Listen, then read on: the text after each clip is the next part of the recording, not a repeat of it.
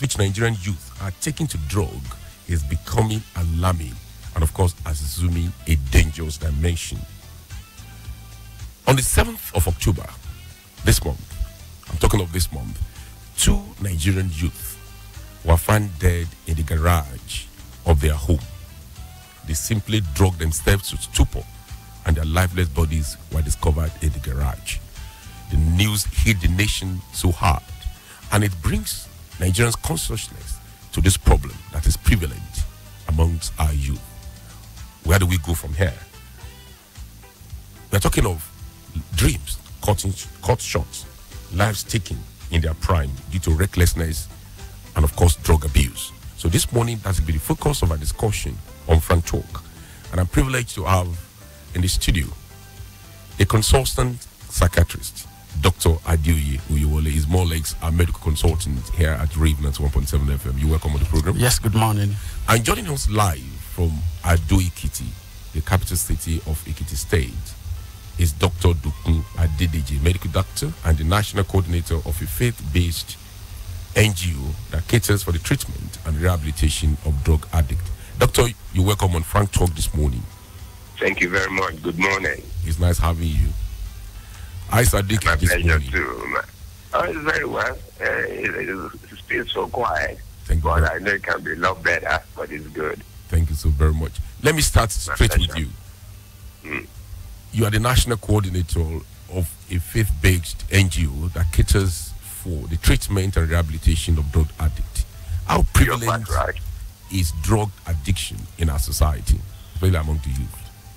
Okay. Thank you very much, Femi, for bringing me onto this program. And I just thank God for this. I think the time has come for us to begin to come out of denial and accept the reality that we have a major issue with substance abuse in Nigeria. I can tell you for free that at least, let me say, at least 25 to 30% of the youth must have at one time or another used or abused drugs, or they continue to use it. I'm being conservative in my estimate, but looking at my experience from people who come to our center, it's scary. It's scary. I'm frightened, and it's to me it's tending towards an epidemic. So will you say this is prevalent among the youth? I mean, the demography in our society. Yeah, maybe. Yes, you will be correct to say that. I would say from age now, before we used to think about teenagers or young adults, 15 to 29, but we now find people as young as 10 doing drugs, and even sometimes as old as 50, 60, because they had been in it for like 20, 25 years. So I would say for drug use and substance abuse is amongst the youth, very prevalent amongst them. Let's out of 10, maybe about 6 will be doing drugs. Thank you very much. If I'm not overestimated. Dr. Adeoye, yes, sir. When people become drug addicts, they become your patients. Yeah. How many of them do you have as patients? Well, just like doctor has said, the incidence is alarming. If you go to RO, the Neuropsychiatric Hospital, they actually have a whole center there. And at times they turn down patients who come for rehabilitation. In some of the Department of Mental Health, in all the teaching hospitals, for every 4 patients we have, you possibly will have 1 or 2 coming down with psychiatric illnesses due to drug abuse. That's for those who actually come. Because this drug abuse, when it has a mental health challenge, is not immediately treated as a psychiatric disorder by those who maybe their wards, their guardians, the parents and all that. A good number of them are possibly in prisons. A good number of them are actually arrested for some violent behavior or other antisocial behavior. So we're saying for those who will come into contact with medical facilities for treatment, that is for those who recognize the fact that this kind of persons need to be treated. Where out of every 4, you have 1 or 2. It means even if we're quite enlightened, it could have been 3 out of 4. Because a good number of them are on the streets. A good number of them are, involved in a lot of violent crimes in the society. and the relatives have not thought it through that this could be some illness traceable to drug abuse. Do you think Nigerian government at every level is paying necessary attention to the issue of drug abuse in our society? Yes, I want to believe that it's not enough. However, it's even beyond government now. Of course, we have the NDLEA, we have ministries of youth and social welfare. They come up with some sporadic programs here and there. But I think the enormity of the problem hasn't done on the government enough for us to be a little proactive. I take on the NDLEA. NDLEA may be suffering from a pedigree of a military psychology. They are looking more at the supply reduction, which is okay. We have burnt so number of hectares of marijuana farms. We've made so number of arrests and whatever. But the issue is more than an arrest. It is a deeply psychological, psychosocial issue. They concentrate more on the supply reduction rather than the demand reduction. And so they are not adequately engaging the dynamics that feed the demand. Why is it that young people are taking these drugs? We've always had young people. What is the dynamics in our society that is making the demand so high? This requires something more professionally sophisticated than just burning farms and making arrests. Thank you very much. Dr. Adedeji. Yes. So an average Nigerian, a layman, when you talk of drugs, you talk of cocaine, you talk of marijuana, you talk of heroin, I understand there are other drugs that are cheap, available, and people can access it easily on our street. Can you let us into these drugs? Okay, thank you. And I must say that I had a bit of what Dr. Adiri said. 100% I'm with him. There is a poor understanding of the dynamics of drug use in this country. So what we're doing is a knee-jerk reactions to something that should be more fundamental and strategic. Straight to your questions. For ease of engagement, I've tried to categorize the kind of drugs available in Nigeria into four. One, the first one is socially acceptable, which the primary one is alcohol. It's everywhere. It is used every time. It's socially acceptable. You can use it in your bedroom. You can use it wherever you are. So nobody will frown except you get drunk. The second stage is illicit drugs. They have drugs like heroin, cocaine, marijuana that you have mentioned, skunk, and others. And then the third one that we should be getting worried about now, which is also a problem in the United States, is prescription drugs. Drugs that are legally prescribed, but are inappropriately purchased across the counter, and people can use at their pains and for whatever reason they choose to. And I call the fourth one miscellaneous. The miscellaneous is where you find so many. Something like gegemu.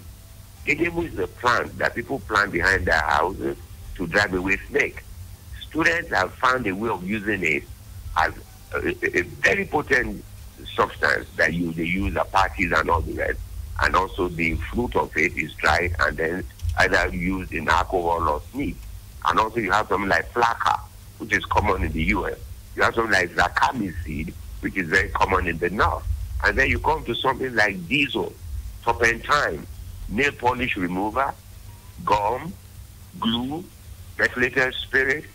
And then you come to things that even the most odious is pit latrine, early in the morning. And also you can begin to see that it depends on the availability of what you want to use. Are you talking of pit latrines that are available at every house? I'm telling you, pit latrine, early in the morning, they open it and then they snip it. Yes. They inhale the heat. Yes, because it is a bit of methane. And then so it comes up and then it gives them some high that we don't understand. But how?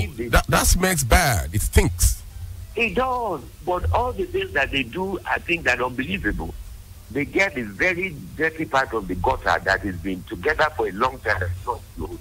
They'll get it and put fire to it and stand round about it. If you watch the people on the donkey, that's what you see them do. Wow. They get high from diesel, from petrol.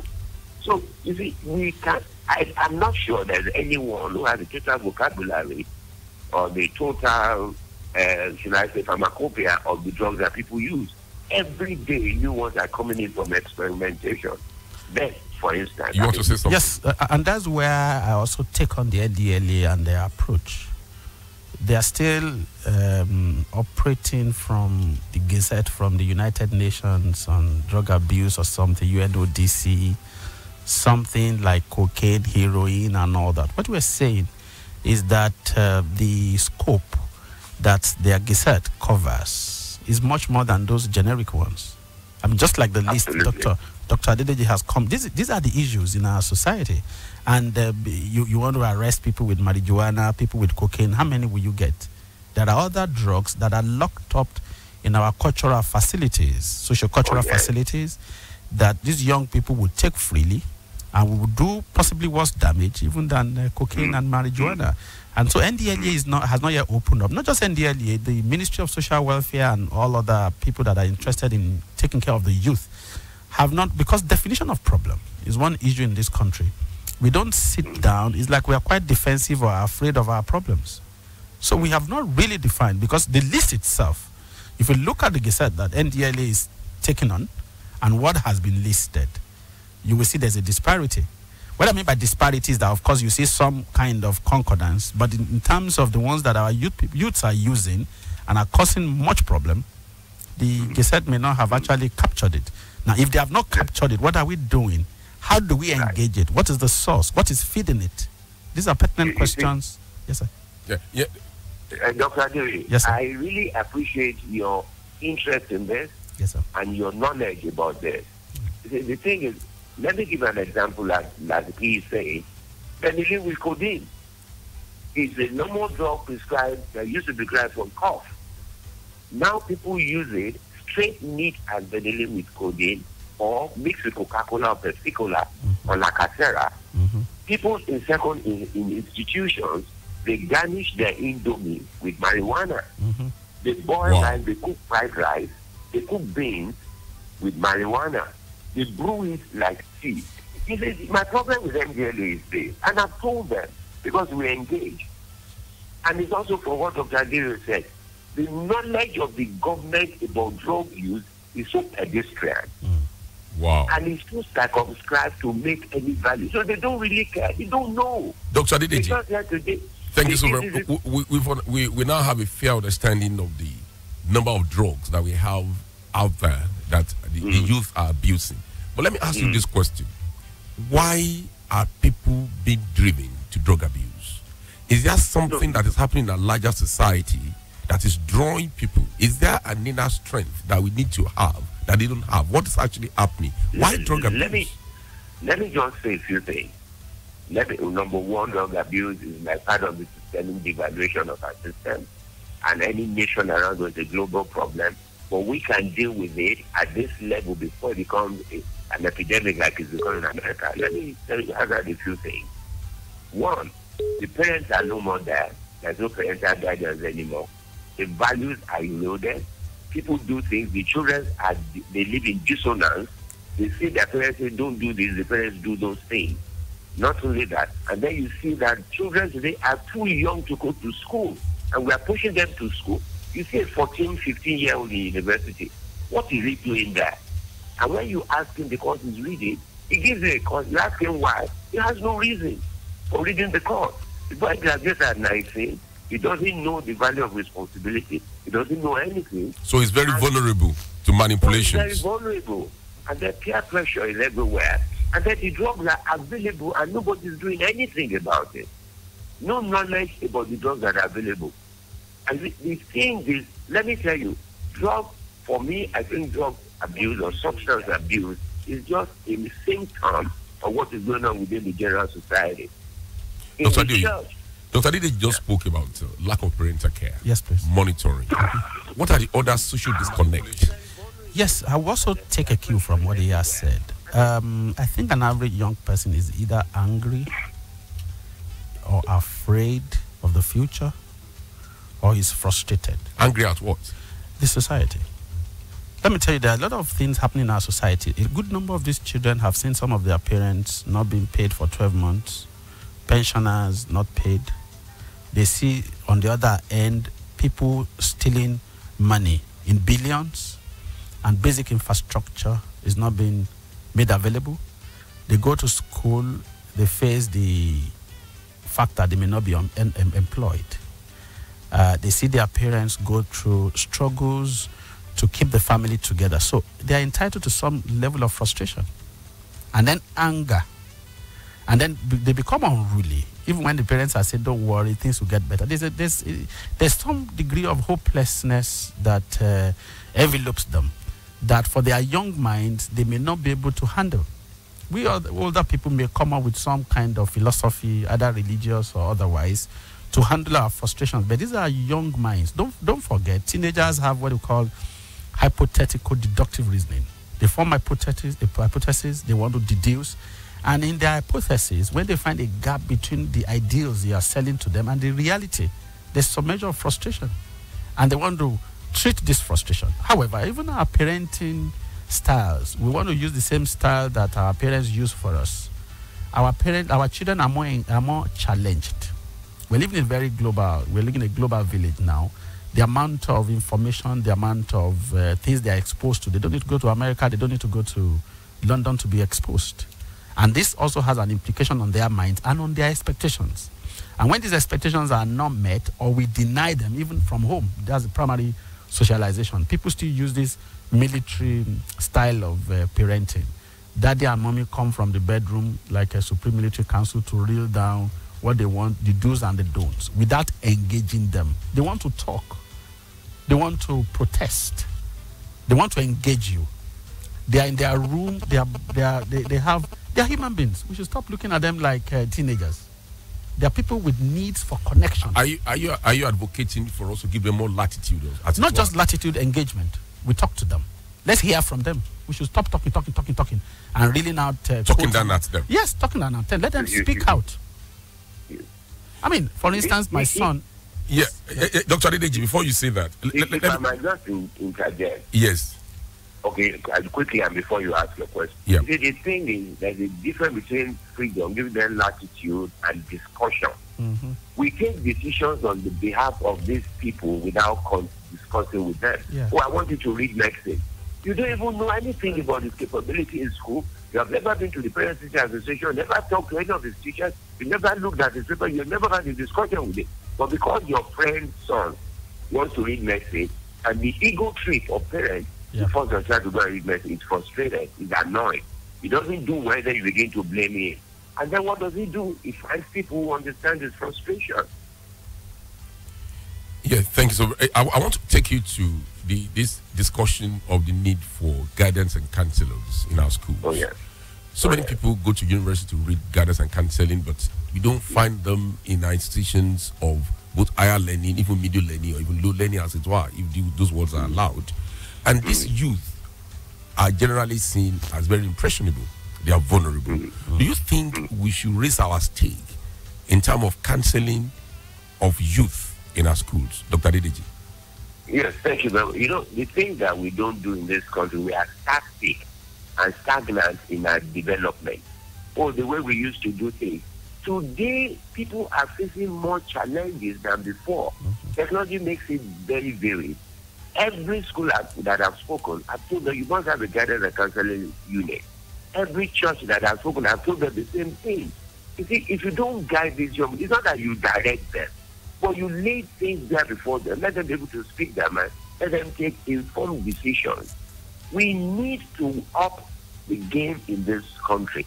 You see, as Dr. Adil and I am saying, you see, the government understands the dynamics of drugs. Not just, drugs is a problem. Drug is a public health issue. We must destigmatize it. We must decriminalize it so that people can come out and speak. And then there are many agencies that must join up together to work to find a solution. It's not just a hospital thing. And I've said as well, the psychiatric hospital should be separate from the rehabilitation center. It already has a drug problem. If he wants to go to RAVE, the stigmatization of mental illness does not want him to go. And whereas he can benefit, what the thing is, you take out the drug unit of psychiatric hospital into a different setup so that people can feel free to go without being stigmatized. He's the man, though. So the area of guidance counseling is not just in school, it must be in church or religious organization. And not just put anybody because he went to university to read guidance counseling, you put him. He has no empathy. He has no understanding of counseling. He has no understanding of people and the dynamics of human existence. And you put it there. He just talks out of routine. And then he begins to be judgmental. When he does that, they won't come back again. Yeah. Dr. Adeoye, yes, you're not just a psychiatrist. Yep. You're also a theologian. Yep. Oh, very good. When we go to churches, you find an avalanche of youth, preponderance of youth in churches. They seem to even believe their pastors more than their parents. Yep. Is the church or the religion generally, are they failing in this area? They are making some effort. Only about 3 months ago, the Anglican Communion of Osun Diocese we had a seminar, a whole day, and I taught them on mental health, particularly drug abuse. They are beginning to realize the role they have to play in this menace. Because, there's a way I look at addiction, and I don't want to just say it's a disease. I think I won't say tragedy, the consequence of being human is to be addictive. What I mean is this: every human being we all have this craving for meaning deep within us. Even that, irrespective of our age. Peer pressure is not only the adolescent. I have a peer pressure. You have a peer pressure. So the desire to have a meaningful life, to be successful, to be fulfilled, is also a pathway to addiction if you're not careful. Because if you don't look at it that way, you look at it something, we psychiatrists say it's a disease, and I say, excuse me, then this disease is universal, because every human being, the consequence of you being human and know that there is God and you are human is the desire to be better, to have fulfillment. We all have our low moments. We all have aspects of our lives that we wish could be better. And these are things that happen to these young people. And it is when they go through this and they recruit a wrong substance or a wrong channel to feel this meaning. So I like to look at it from a theological axis, that as a human being, we want meaning, deep meaning, something that will satisfy us deeply. Look at the children that died, possibly from privileged homes. So it's not just about money. Our society has talked so much about money. Money in itself lacks capacity to deeply fulfill. And so when you have all of it and then you concentrate all your effort on that, and after getting it, and it's not enough, you imagine that all you have always wanted is not enough. So I think the religious organizations need to go deeper than just doctrinal and all sorts of quotes, and get a little more spiritual. There's a huge difference between spirituality and religiosity. It will shock you, sir, that a good number of children of the clergymen are actually having these issues. And when you ask them, they say, "Oh, did you know?" They say, "No, my son can never." I said, "Listen, madam, please, let's talk to the boy." They say it leads early morning prayers. He's the one that also prays in the night. So how do we? So they assume that the father take him to church, he reads the scriptures, he's already spiritual. In other words, he has found how to find meaning in his relationship with God, which I think is lacking in our religious organizations. We have motions, but no spirituality. Dr. Dideji, and can we deepen that? Yours is a faith-based NGO that caters for treatment and rehabilitation of drug addicts. Can religious leaders fill in the gap? If society is filling, can religious leaders fill in the gap and bridge the gap for us? I have said something and I keep saying it. As long as our churches continue to fail, the society will continue to fail as well. The church or the religious bodies are the moral fabric, they represent the moral backbone of any nation.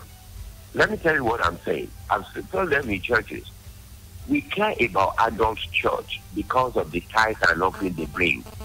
Who worries about the teenage church? Who worries about the children's church? We can't start from when they're teenagers. We want that. I mean, I grew up in the church where we used to go to Sunday school. Those things are disappearing. I've seen some churches where the children just run around. They put them with the adults in the adult church. How can children 6, 7, 5 understand what the adult is? They're talking. And then you now wait until they're teenagers or when they become, they are late in the day, they have formed their habits from their friends. If the church wakes up to its primary responsibility today of looking after the soul of our people, you know what the church does? It's preaching every Sunday. we have had enough of preaching. You want to see the preaching that you are preaching. The right in your church is a man who donates a church who stole from the government. You give him big seats, and you are telling young people that no, it's bad to steal. They laugh at you. So when they leave, they do whatever they do. They say, see what pastor is doing. There's too much of emphasis on social. In the church today, adult week, women's week, and then they go and be taking actually what they couldn't do outside, or they ran from outside, they're doing within the church. So what is the difference? When you cannot show, the Bible says, let your life be like an epistle that men read. Where is the epistle in our lives? We must wake up. If the church wakes up today of the religious bodies, who are the people who steal our money? Come, as Dr. Adefila said, come to our center. Come and see the children of pastors. Before I left Lagos, they were calling me, oh my son, and they are big pastors. They're searching for soul of other people. Their own children are flagging behind. They carry people to church. They say because he's gone to church, he's a Christian. No, it's not true. You make them do morning devotion. The guy sits down there. Let me say this, Dr. Adedeji, that you just won yourself a friend. Dr. Adeoye, two of you have a confluence of interest as far as the feeling of our religious bodies in inculcating the right values in our society. He is an apostle of that. He's a proponent of the fact that Christian churches and, of course, Muslim organizations should stand up to inculcate the right moral values in our society. Absolutely. And I'm going to come back to you now, Dr. Adeoye. Okay, sir. At what stage do we start as parents to inculcate the right value system in the youth? From the time they are born. What I mean is this. There's something when you look at the dynamics of our marriage, what you have in your marriage spills out as a parenting facility. I have seen a trend in the modern marriages. We want to try at all costs to keep it peaceful, which is fantastic, but we don't engage issues. What I mean is, I'm not saying you should be a cantankerous husband.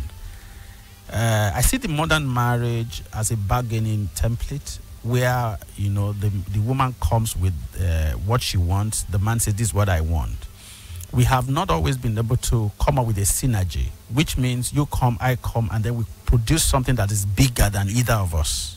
What I've seen, especially in Christian marriages, is that for the sake of peace, some values are indulged, especially from the woman.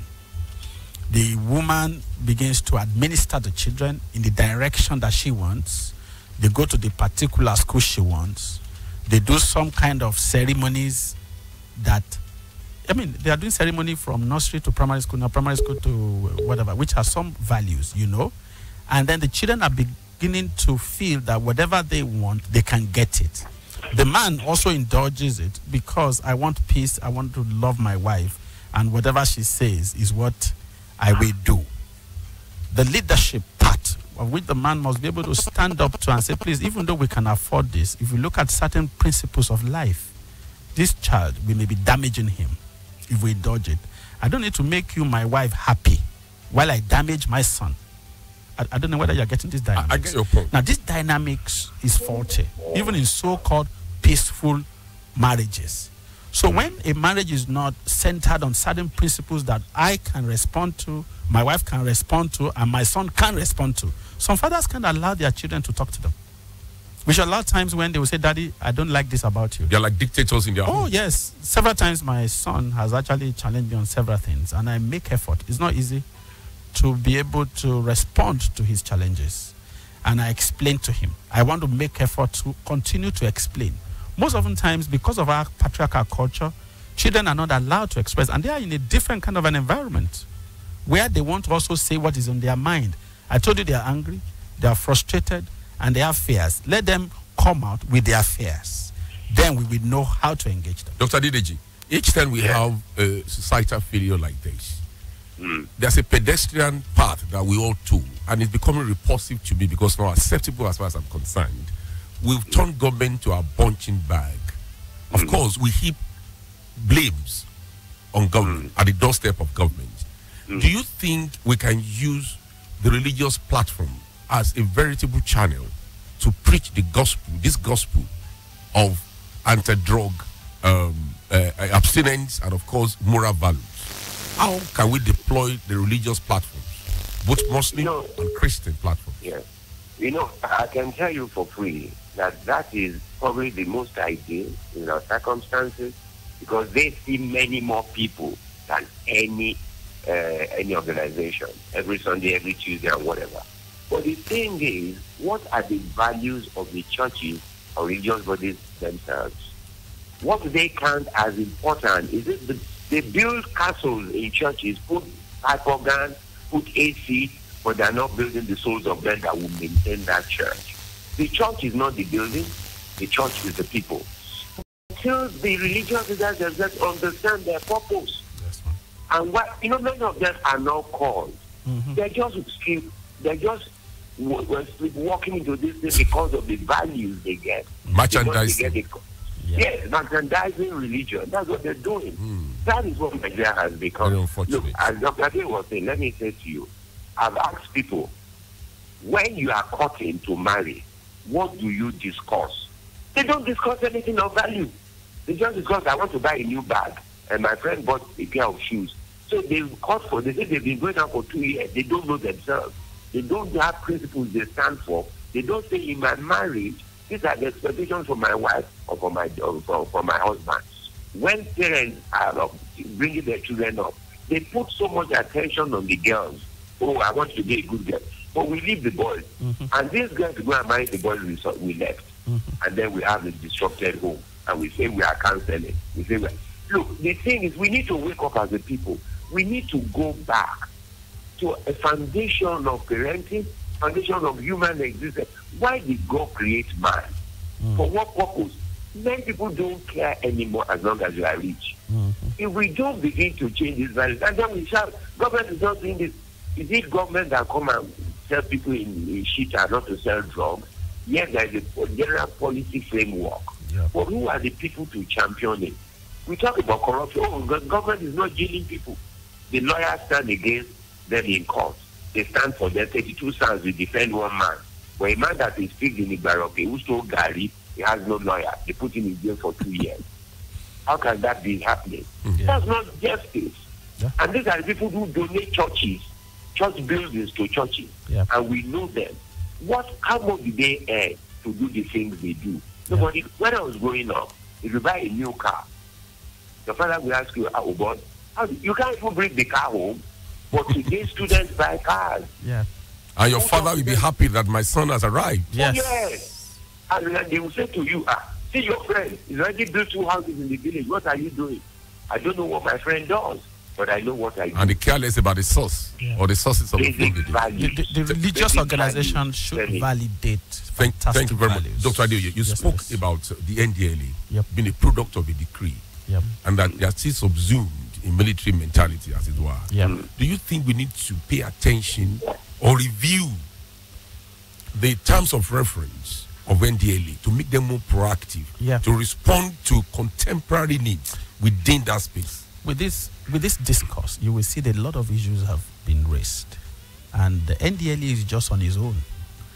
It needs to be a network. You see, when it comes to drug, it's not just the doctor's domain. Like I keep telling the psychiatrists, I said, what we manage is the product of the abuse, which is just the mental disorders. We don't have enough facilities to engage the psychodynamics of addiction itself.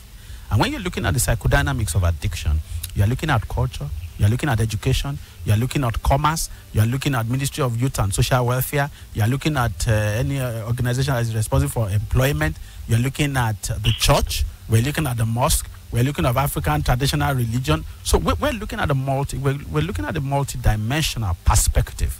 If NDLA would deliver, it should stop this carrying gun, and then of course they should maybe seek that to the other groups, and then take all these other ministries and coordinate. Because from our discourse, you will see that it's more than just even people who sell drugs. I learned sometimes, I lecture in Lautech. I learned one time students hijacked a whole truck of benylin with codeine. Wow. Oh, yeah. They said, how much does it cost? So they told the man, and they added another 20,000 naira. And they paid him off. Oh yes. And then they drove him somewhere and then got the thing off.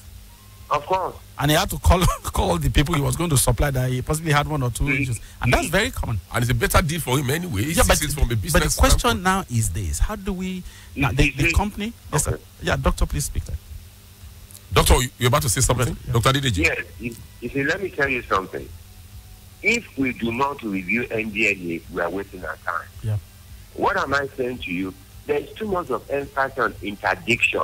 Oh, we call people at the airport drama. We're doing the drama for the international community. And you know what those people have done? They've supplied us with all kinds of gadgets that does not allow you to take the drug across your border to their country. But they don't care about demand reduction. If you like, it can be in your country. It's up to you what to do with it. And then they're so happy with such recognition. And that's why there's a fostering of drug use. There's no collaborative effort. Look, I've said to people, NDLA has 6 divisions. What are those divisions for? They are anachronistic. They're just a product of global concern. No, because we want to be like others. Let us also set up an NDLA. And nobody bothers since that time to look at the dynamics and the success rate of NDLA. But we're looking at that success at the rate of interdiction. Go to Osun State. Go to Ekiti. Go to Ondo. Go to... Dr. Adedeji, I'm sorry to interject here. Are you saying that NDLA should direct its attention to domestic problems rather than international borders? See, that is what I'm saying, that we need to understand the dynamics of drugs. What makes young people demand it? You see, the thing today is, I'm not saying they should scrap interdiction. They can be reviewed in the sense that, yes, a section looks to interdiction, they go to the airport, they sleep there, they catch people. But they are catching only the minions, the small fries. The people dealing are sitting at home in big offices directing the operation. So the thing to do is, how do we cut off demand drug reduction? Yep. The unit in DDR of NDLA is so weak, if you go to them, they can't give you ordinary IEC materials to talk about it. They can't even visit. They don't have knowledge. There are no psychologists there. There are no psychiatrists. You see, NDLA has become an arm of the ministry. Just sitting down, they come there every day. I've visited them many times. You see people sitting there. You will see files everywhere. You see people just walking around. There is no process. There is no demand on them as to productivity. Dr. Adedeji, look, we need to get serious. Dr. Adedeji, if you agree, thank you very much, Dr. Adedeji. If you agree that NDLA has failed or is failing in its real responsibility as it were, state ministries, even federal government, as what we call Ministry of Social Welfare, and I want to believe it falls under their purview, the issue of drug abuse. Do you think they are alive to their responsibilities as an agency of government in a nation? No, not adequately. Although some efforts, like I said, sporadically, today is the day of drug. Some programs will be sporadically put together. They bring lectures and all that. But for it to be quite effective, there has to be some interdisciplinary approach. There has to be networking with other relevant agencies that will help. Look at school. Ministry of Education is very crucial. What is the curriculum like? How are we using the guidance and counseling teachers? Who are these guidance and counseling teachers? Do they have what we can call a psychology clinic? A boy is becoming unruly because there are telltale signs of drugs. A boy that should ordinarily doesn't look you in the face, start looking you in the face. He comes to school very unruly. Every other person is particularly dressed in a particular way. He's dressed in another way. Hooliganism. I mean, we have had these incidences in Osun State here where boys in secondary schools attempt to beat up teachers. And then, of course, we take the typical punishment approach. Either we beat him publicly or send him packing, rather than negative reinforcement. People have gone past punishment. What they do is what we call reinforcement, negative reinforcement, and then positive reinforcement, where somebody has come with an antisocial behavior, he suffers for it in context of some privileges, and then those who do well have. So this idea of beating, expelling, and all of that, and look at our faith-based universities. A huge number of them are also suffering from this drug abuse, and it's a huge problem. Are you saying that drug abuse is more prevalent among youth from rich background, or it's cut across? It cuts across classes. It cuts across. As you have it among the rich, you have it among the poor. The poor people have their frustration. The rich also have their indulgence. Like good number of them don't have capacity of self-governance, how to take care of themselves, and so they resort to chemicals. Dr. Adedeji, Drug issue can be in 3 phases: prevention, treatment, and rehabilitation. In what area, in particular, are we faring well, and we need to buckle up? Prevention, treatment, and rehabilitation. I must confess to you that I don't think, on the scale of 1 to 10, that on any of those 3 that we are scoring 5. I don't think so, and I'm being honest. Oh, look, honestly, that is why we're having this discussion. Yes. Let me start like this. How much of preventive opportunities are there? Dr. Ade just mentioned it. A university catches somebody, it is sent away. Punitive. We don't understand the genesis of anything. We don't care. The easy way out is let him go to his father's house. Let him go to another school and not destroy us. Already here, he has established a unit. He leaves them behind. He carries his attitude to another university to establish another unit. In the curriculum of the schools, whether from primary school to university, where is the mention of drugs? We don't care. Because we don't seem to worry. No, it doesn't bother us. It's not here. Denial. And then you go to treatment. How much of treatment do we do? How many people come seeking treatment? Few. And then when they come, they're scared of going to psychiatrists because of stigmatization. The moment you go to everybody, say, oh, this man has been to RAVE, he has been to Yaba, he has been to this, and then it becomes an issue for him to deal with again on another level. Then the comorbidity of psychosis testing. And then in terms of rehab, how many people are doing rehab? We're very few, but you see, the thing in this country is when something becomes topical, everybody wants to tap into it, like HIV/AIDS. And we are doing HIV/AIDS. You do it for 2 years, make money, and walk away. We can't deal with drugs. The drug situation will always be with us. But we must sit down as a people, as a nation, as you're having national conference on the state of the nation, we must have national conference on social evils. And then we know the strategy. We should not be engaged in knee-jerk reaction. Oh, we can't tell people today, put them in jail, and we can't send to court. It will not work. Thank you very much, Dr. Adedeji. Listeners at home, the program is Front Talk, and the station is RAVE 91.7 FM. The topic is drug abuse and its prevalence in our society. And we have in the studio Dr. Adeoye Oyewole, consultant psychiatrist, and of course, live from Ado Ekiti, the capital city of Ekiti State. We have Dr. Dukun Adedeji, who's also an old boy of my great alma mater, Christ Ado Ekiti, speaking to us. He's a medical doctor, and of course, is involved in an NGO that concerns itself with treatment and rehabilitation of drug addicts. We are coming to you now live. Dr. Adedeji, please stay with us as we take contributions from our listeners at home. You can now join the conversation by calling 0703-175-9177, 0703-175-9177, and 0902-427-3808. You can equally make use of our social media platforms. For WhatsApp, 0703-175-9173, 0703-175-9173. Tweet at us at RAVE917FM, and Facebook is RAVE917FM. Do remember to turn down the volume on your radio set or move away from it. And please, let's keep our comments civil. Thank you.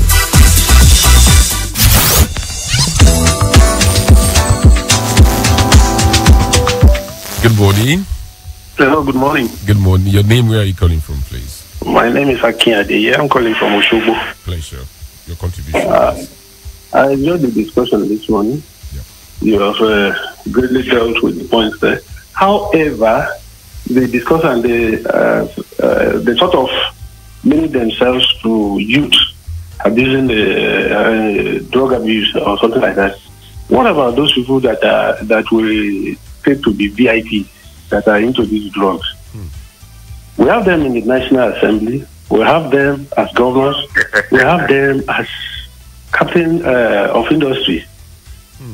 You see, they behave sometimes. When they behave sometimes, you know that this one is under drug influence. And these are the people that we are expecting to legislate on drug abuse and make policies. Thank you very much. And make policies.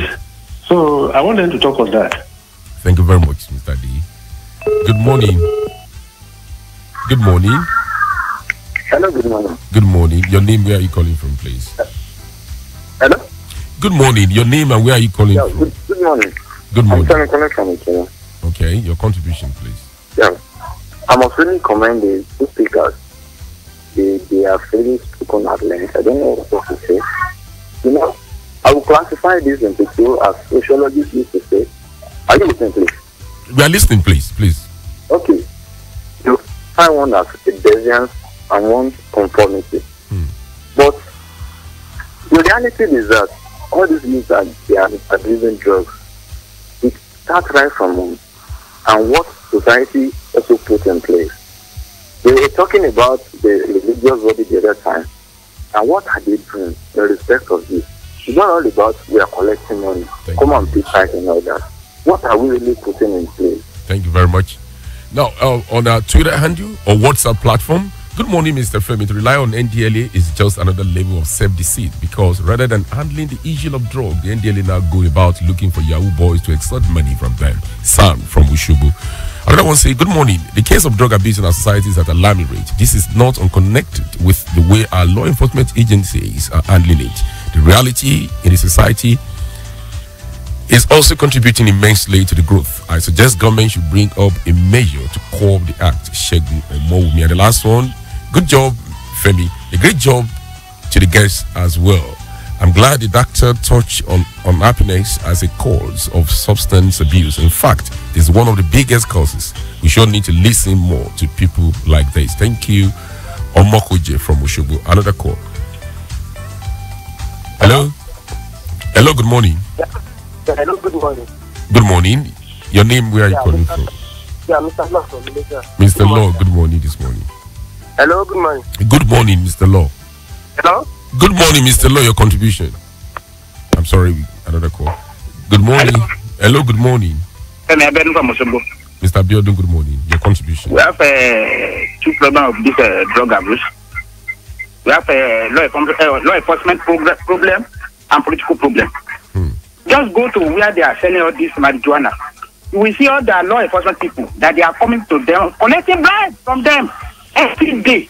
All these police officers, NDLA officers, they are just go there, just go and watch it. You will see them. And do you believe that some of our law enforcement people too are taking the drugs?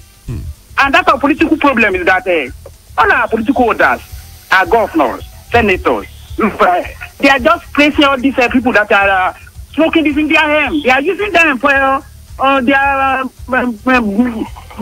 bad thing that they use for doing their election. Thank you. I'm a farmer. Tweeting as front, the level at which young people consume marijuana on the street these days is alarming. We can stop it or reduce it. Another call, please. Hello, good morning. Hello, good morning. Hello, good morning. Hello, good morning. Good morning. Good morning. Your contribution, please. Hello, good morning. Hello, good morning. Good morning. You're welcome. My name is Body. I'm calling from Ife. Body, you're welcome. Your contribution. Thank you. See, I want to start by saying the only thing that brings we youth together, I mean the rich and the poor, is the use of drug. We have to be very frank with ourselves. Our secret agencies have really failed us, especially the NDLA. In fact, religious bodies have been doing their own, have been contributing their own quota. I want to tell you that some of us found ourselves in this drug of a thing. We confined in ourselves. So many of us, it's not as if we want to take 1 stick of marijuana or two, but for the fact that we spend hours this thing, we've really confined in ourselves. And before you know it, we've already spent like 6 to 7 hours there. Even though we intended on taking 2 sticks, before you know it, we spend 6 to 7 hours, then we're already on 8 to 9 sticks. Before you know it, we are already on 2-3 sachets of tramadol. So I don't know. Thank you very much. Last call, please. Hello, good morning. Hello, good morning, Mr. Parent. Good morning. I'm very happy to speak with you. Your name, where are you calling from? Yeah, your contribution. What I want to say is that you see these people selling this kind of drugs and everything, carrying it on the road, from roads, like from one place now, from to Ipo now, it's some places where they are selling this thing. And police always pass through their side. Wow. And what happens to them? So who are we going to blame? Is it people that are selling it, or people that went them down buying it, or people that is bringing it down here? Who and who? Thank you very much. That will be the last call, and let's go back to Dr. Adeoye and of course Dr. Adedeji. You listen to our contributors on phone, on Twitter, and of course on WhatsApp, and everybody said something that our law enforcement agencies are culpable, as it were, because the officials of these agencies are users of drugs. That's the allegation. That of course they extort money from those who sell these drugs by the roadside. Is that not a big problem? It is. I think one core issue is leadership failure. Leadership failure makes the relevant agencies not to be able to be effective, and also provides the environment that makes young people to want to abuse drugs. The factors are there: unemployment, frustration. Parents don't have enough money to take care of them. When they wake up in the morning, the waking hours, you want to see whether you are happy or you're not happy. A good number of our children are frustrated, and then along the way they get somebody somewhere who tells them this is the way to be happy, and then of course they become addicted. When police officers, as people say, and then daily officials now become drug peddlers and drug users, is that not the bigger problem? That's what I'm saying, that there's a leadership failure somewhere. Okay, Dr. Adedeji, what's your contribution to that? Our time is fast. Yes. One thing that I want us to be very careful about, everybody is calling in, either blaming government or church or NDN or something. We find out that we forget that the failure is for all of us. If each person does his bit, we will not be where we are. You see, the thing is, it's nice to blame people because it's also in the psychiatry what called defense mechanism. You don't want to accept, you push the blame to others, you say, oh, this is the way. The thing is this: there are many connections to too many things that we need to deal with. If a man has 10 children, why does he have 10 children? We think, we don't know that. You see, we must find the way which we connect family planning with these social issues. That if we do this is this, until we relate. You see, we are taking drugs in isolation, so everybody's running to deal with that's not it. There are too many factors connected that we need to understand. If people don't have jobs, when they get rehabilitated, who takes them back? Do we give them a second chance? Thank you very much, Dr. Adedeji. You see, the factor is that's what I'm saying. We need to sit down. Let us have a brainstorming session. Why do we have it? And it's not just, they're taking drugs in Mushi, I close their Mushi. You will push them to Surulere. That's one thing. You go to school, you send them away. Thank you, Dr. Adedeji. God help us. I appreciate that. This is the convenient point to draw the curtain onto this edition of Frank Talk on RAVE 91.7 FM. I want to sincerely thank Dr. Adeoye, consultant psychiatrist, for coming. As usual, we appreciate you. My pleasure, sir. Thanks for being here as always. And of course, Dr. Dukun Adedeji, medical doctor, all the way from Ado-Ekiti, Upsco. Thank you so very much for coming on our program. Well done. We appreciate you. Listeners at home, this is how far we can go today. My name is Femi Adefila. Like I said earlier on, and I failed to say, I'm standing in gap for Femi Olanipekun, your regular host on the program. We'll be back on debate before the week runs out. Thank you very much, and do have a great day. Bye-bye. Up and down the dial, there is no other station like it. This is RAVE 91.7. Please listen to these announcements. Admission. This is to inform the general public that admissions for 2017-2018 academic session into the Osun State College of Education, Ilesha, has commenced. Candidates who chose the college as their first choice of institution and other candidates who did not but are willing to change their choice of institution